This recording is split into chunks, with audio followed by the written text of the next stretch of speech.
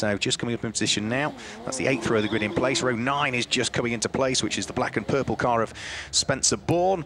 Row 10 coming into position. Is there a gap on row 10? There is a gap on row 10 where we have not got Paul Allen's car. So there is one gap there. Number 5, Paul Allen, has not made it out by the look of things. He's clearly had some issues in qualifying, but the green flag waves at the tail end on the field. 20 minutes are on the clock. The red lights come on, which they do now. Bradley Smith on pole position. Oliver Barker alongside. Red lights go out. It is a very slow start from Oliver Barker, who is gobbled up instantly by the first 2 or 3 rows of the grid. And it's a fantastic start from Steve Burgess, the champion, from 3rd on the grid up to the lead of the race as they head up towards Redgate Corner for the first time. So it's Steve Burgess that leads. It's Bradley Smith there in 2nd position, and that was another very good start by the look of things from Jack Manchester, who qualified 5th and was up to 3rd, but under attack as they headed onto the top of Hollywood. But Oliver Barker just got too much wheel spin when the lights went out and really struggled to get the car off the line, and as he eventually got some momentum already, the cars on the 2nd and 3rd rows of the grid were scything their way through and past him. Steve Burgess was leading when they disappeared out of view. He is still leading as they reappear into view, heading up towards Schwantz Curve and McLean's for the first time. So it's Steve Burgess that leads. Bradley Smith there in 2nd position. A great fight going on for 3rd and 4th. It's the light blue car of Jack Manchester that hangs on to what is 3rd position. Harry Cockill's going to be there in 4th place. 5th place looks as though it's probably Brian Caldwell that slotted himself through into 5th position. And for poor old Oliver Barker, I suspect the bottom of the top 6 is as good as it's going to get at the end of the first lap of the race as they head through Roberts for the first time of asking. The top 2 breaking away. It is the reigning champion Steve Burgess that leads, but he's coming under pressure from Bradley Smith, who opts not to sit in the slipstream particularly. Moves out to one side and then throws one up the inside, heading in towards Redgate Corner. Very close, very late on the brakes, but can't quite squeeze his way through, at least not as yet, as far as Bradley Smith is concerned. So Burgess leads, Smith 2nd. It's Jack Manchester in 3rd place, ahead of Harry Cockill. It's John McLeod who's up into 5th position, car number 14. That's from 9th on the grid. That's a very good first lap of the race. And as for the car that didn't get off the line, well, Oliver Barker, he is there in 6th position at the end at the first lap of the race, with the car of Brian Caldwell there in 7th place. 8th place is Christian Jeffrey. 9th place is Dominic Jackson, and it's Brian Murphy that completes the top 10. At least it was, as they came over the start-finish line at the end of lap number 1. As they turn their way through Coppice now on lap number 2, the gap between 1st and 2nd looking as though it has just extended slightly. They're starting to pair off a little bit. A pair for the lead of the race, a pair fighting over 3rd, a pair fighting over 5th position as they thread their way down towards the bottom section of the circuit, and then are about to come through Roberts. The timing screens are trying to turn themselves off, so let's just hit a button to hopefully prevent them from turning themselves off, provided we've got some batteries in the remote. No, we haven't. So we're going to lose the timing screen in a moment. As down towards Redgate Corner they'll go. It is still Steve Burgess, the championship winner from last year, that is out front and leading the race at this stage, looking to try and build an advantage. The gap between the 2 of them came out by 0.1 of a second last time through. The fastest car, though, on the first flying lap is the red and yellow car, number 3, in the hands of championship returnee Harry Cockill, who sits there in 4th position. Say Harry returning to the championship. Took a bit of a sabbatical, did he, over the course of 2016. He was right up there at the front end of the championship in 2015. And yeah, the timing screen has now gone off, unfortunately. We haven't got any batteries in the remote to kick it back on again. Oh, here comes Bob. There we go. We've turned it back on, Bob. Thank you. So Bob's listening downstairs. That didn't seem to work. We pressed the button and it's come back on again, Bob, but the remote didn't seem to work. It turned itself off. We're there. We're sorted. We just press the button if it does it again. Here they come back into sight. We've lost one car off on the exit of Starkey's Bridge by the look of things. It's retired to the left-hand side of the circuit. It's out of our sight, but we're just picking it up on the camera screen, so there will be one that doesn't come back through. We can account for Paul Allen because he was absent on the grid. I have a feeling it might be the hugely unfortunate Richard Baxter making his debut in the Radical Challenge, having stepped up from the SR1 Cup, because that car did not come through at the end of lap number 1. Maybe he was absent from the grid as well. Couldn't quite see any other gaps on the grid. But the lead advantage that time has grown. 0.4 of a second is the gap between 1st and 2nd as they came over the start-finish line. Still Steve Burgess, the champion, the man from Nottingham at his local circuit, looking to try and pull away from Bradley Smith, who's having none of it, and I think is reeling him back in again over the course of this lap. It certainly looks as though the gap has come down between the pair of them. You can see we've still got Jack Manchester in 3rd place, the light blue car, fighting away with Harry Cockill. Those two are very much shoulder to shoulder at this stage. And then we've got John McLeod, who is still hanging on to 5th place. A slow starting Oliver Barker. When the lights went out, it all went wrong for him. He hasn't as yet made any progress at all from the 6th position, which he occupied on the first lap of the race. Well, they're now on lap number 4 with 15.5 minutes to go. The gap was 0.4 of a second. It certainly appears to be less than that this time as they come over the start-finish line. It is down to just 0.4 of a second. New fastest lap of the race for Bradley Smith. So the gap did close up, and again he tries to throw one up the inside heading in towards Redgate Corner. There's a problem and a spin for Harry Cockhill. Himself and Jack Manchester went in towards Redgate together. Not sure whether they leant on each other heading round through the corner, but either way, Harry Cockhill's car had a spin. He's now heading on the grass on the inside of Redgate Corner. Now, is he going to be able to rejoin? He's disappeared behind the trees. Right now he reappears. A bit of rally crossing gets him back onto track, but that's going to drop the number 3 car well down through the order. He's going to be down towards the bottom of the top 10, I suspect, by the time he has managed to recover. One car who sort of again went backwards when the lights went out and hasn't made progress is the runner-up in last year's championship, number 2, Jack Lang, who is only circulating in 10th position at the moment, the orange and silver car. So that's one car that is substantively further down through the order than one would have thought.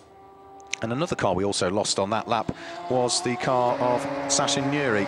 So over the start-finish line they'll come, and still for the lead of the race, it is still Steve Burgess, but again he's under attack from Bradley Smith, who throws one up the inside again, heading up towards Redgate Corner. Every lap he has a quick look up the inside of Steve Burgess, and I think he's hoping that Steve might make a mistake on the exit of the corner, which he's almost made now, so they go side by side through Hollywood and down through the Craner curves. Let's have a look and see whether we might then have the shuffle in the order by the time they get down towards the old hairpin. And let's have a quick look. They are, by the look of things, still very much together through the old hairpin. One car running out wide, but I think we've had the change of order. Bradley Smith has gone through and into the lead of the race with that move through the Craner curves. Or has he? Where is Bradley Smith? Yes, he is still there, isn't he? What has happened? Yeah, it is the top 3, isn't it? Yeah, it is Bradley Smith that leads, Steve Burgess second, Jack Manchester in 3rd place, closing in on that leading pair now.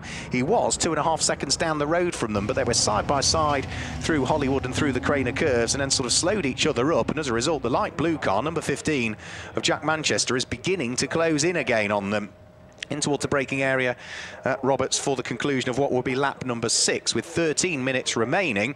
It is still going to be Bradley Smith that leads, but safety car is coming out by the look of things, so yellow flags on circuit, safety car parked at the end of the pit lane as the pack is heading round. Now, why is the safety car out? I did see some marshals heading in towards the gravel trap at Roberts, but I saw them sort of running back out of the way. Can't see a car there, so we've got something around the circuit that was, or still is, causing concern. But then that means that everybody now needs to slow their pace. The safety car, however, is just exiting Coppice Corner and does turn its lights out. Right, so we're happy that we're going to go racing at the end of this one because the course vehicle is almost out of harm's way up at Coppice Corner. The pack has already passed it, so by the time they get round next time through under racing conditions, he'll be well and truly behind the barriers. So lights out in the safety car, 6.5 minutes to go. We're about to get racing back underway. Bradley Smith leading the race. No overtaking until they reach the start-finish line, let's not forget. So they could be side by side, but they can't have changed position. It's a fantastic restart by Bradley Smith. A big mistake for Jack Manchester, who spins coming over the start-finish line. Really mucked up the restart, had a big 360 spin, and, well, is now trundling his way along the grass. That was a scary moment there for Jack Manchester, and clearly, whatever the problem was, it looks as though it is going to cost him with retirement in this one, because he stops the car on the grass right at the start-finish line, and a big old moment with a big pack behind him.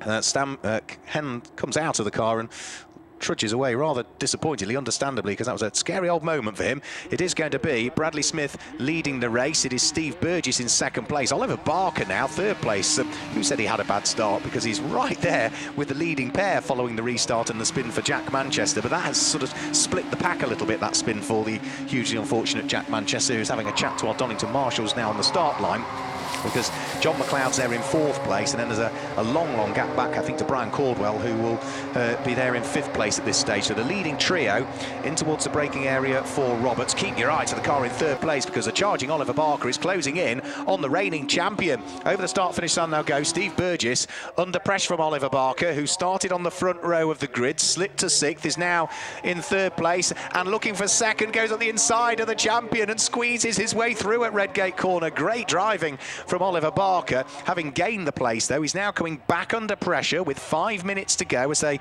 propel themselves down through the Craner curves.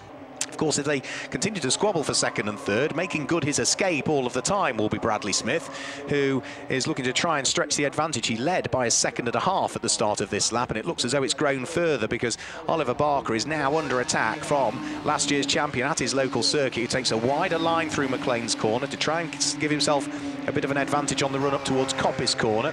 Still no opportunity there for Steve Burgess to return the favour to the Radical SR1 graduate, that being Oliver Barker, and now he's having to defend again. So sitting in the slipstream is going to be Steve Burgess. This might give him the opportunity down the exhibition straight to squeeze his way through into braking for Roberts' corner. Are we going to see a change in the order? There goes Bradley Smith in the lead. No, it's still Oliver Barker in second position. His blue car, but with the white flashes to it. Steve Burgess, similarly liveried car, same colour blue, but it's got the yellow flashes to it.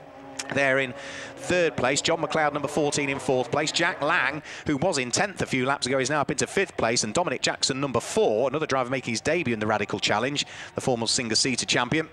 Over in Germany in Formula BMW, sits there in 6th place. 7th place is Christian Jeffrey. 8th place is number 29, Marcelo Maritiotto. 9th place is number 57, Brian Murphy. And number 20, Mark Crader, completes the top 10.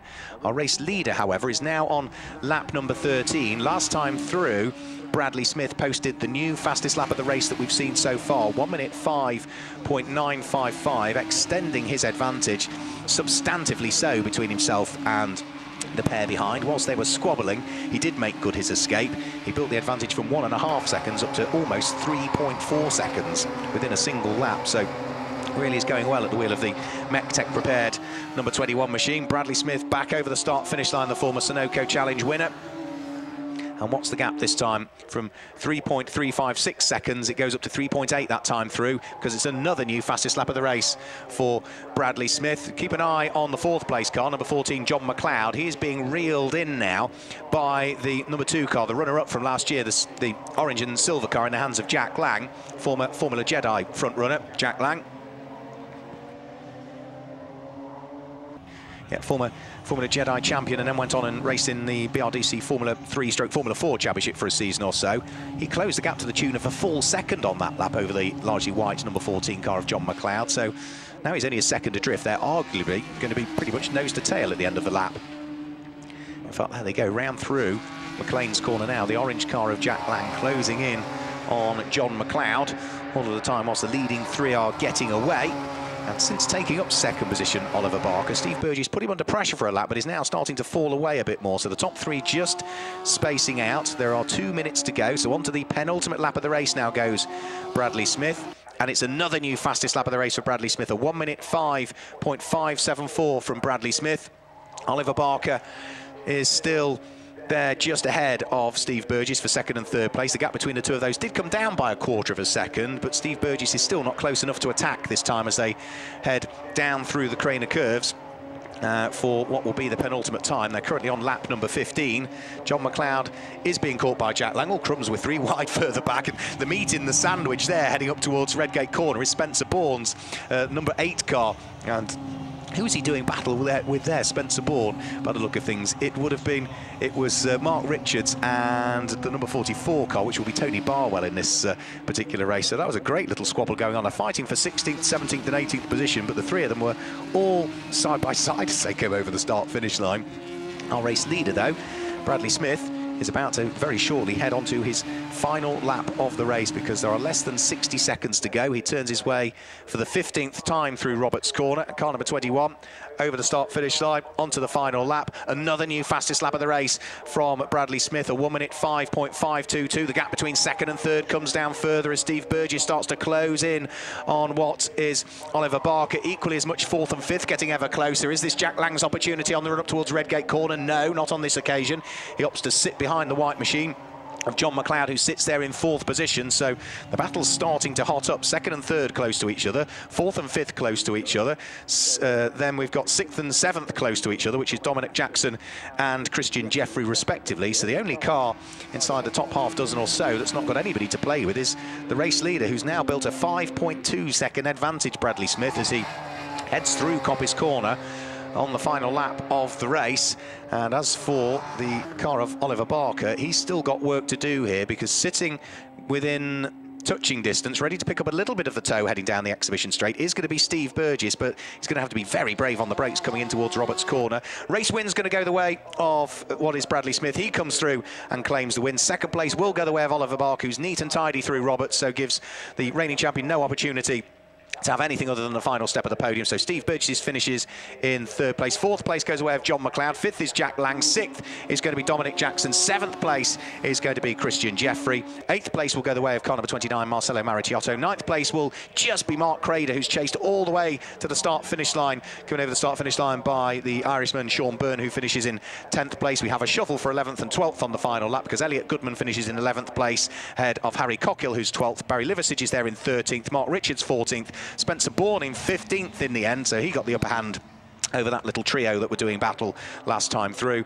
which means that Tony Barwell drops down into 16th place. 17th is Peter Tyler. 18th place is Gary Patterson. 19th place is number 55, which is going to be Adrian Watt. And it will be Brian Cordwell, who really struggled in that race towards the end. He had just whatever it was, a car underneath him that wasn't quite working, because he qualified 6th quickest and ends in 20th. So he really has dropped hugely down through the order. It was midway through the race, lap number 11 really, where he clearly must have had some issues, and from there it all went rather wrong for him. Brad, come down and have a little chat to me. First of all, well done, congratulations. Good way to open the season, isn't it? Start, first of all, take us through the start. Many wheel spins, I think. Yeah, just where the grid's just slightly on a downward slope, I was quite cautious about that, and I think, yeah, probably overcautious and just ended up lighting up a little bit, and obviously Steve got past. And then you had to be careful, think about it, work it out, calculate it. That worked, and then faster slap after faster slap at the end of the race. Clearly the car and the tyres had come in by the end of the race. Yeah, that's it. I mean, because it's such a high-speed circuit, especially with these radicals, you know, when you're behind another car, you can lose all that front grip because of the loss of, air on the front. So, yeah, it was a difficult challenge, but, you know, once we got a bit of clear track, we just tried to put laps in. That was mega. Yeah, I launched it there. Yeah. I saw Brad do front runners spin up, and I thought, oh, here we go, brilliant start. Nice one. Had a good few laps with Brad behind me, but he puts a lot of pressure on me. I was struggling through the last chicane for some reason. I think that always gave the guys a good chance into Redgate on me, and then I had to go defensive.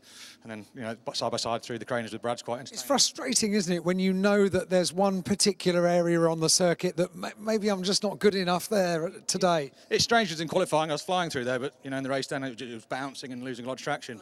That's not right, is it? No. Oliver, well done. You must be delighted with that. Yeah, I'm really delighted. Yeah, first race in the Radical SR3, and I've had a lot of fun out there. Yeah, well, it is all about fun, and conditions today are perfect for having fun in these cars, aren't they? They are beautiful and need to be opened up, don't they? Yeah, that's right. Yeah, I made it difficult for myself at the start. Terrible start, dropping back down to 5th or 6th. Well, you and Brad can talk about that then. Yeah, so I knew I had a lot to do. Managed to make up a couple of places, and then the safety car came out, and I knew that was my opportunity to strike and get onto the podium, and fortunately it worked out. But you have to make the most of those opportunities when they present themselves, so everything was right at the restart. Yes, yeah, they don't come up very often, so you've got to make the most of it.